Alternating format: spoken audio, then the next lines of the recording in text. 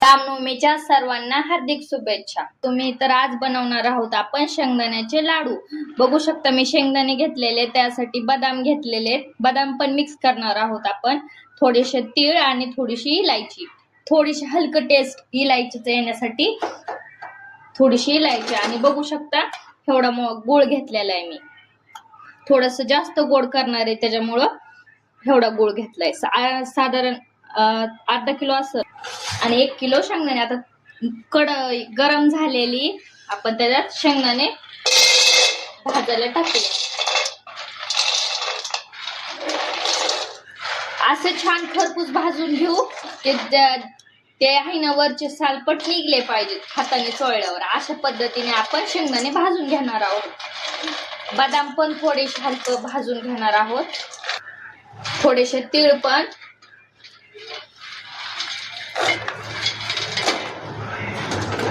आधी छान असं शेंगदाणे खरपूस भाजून घेऊया, त्यानंतर बदाम। हेल्दी असे शेंगदाण्याचे लाडू बनवणार आहोत आपण आज।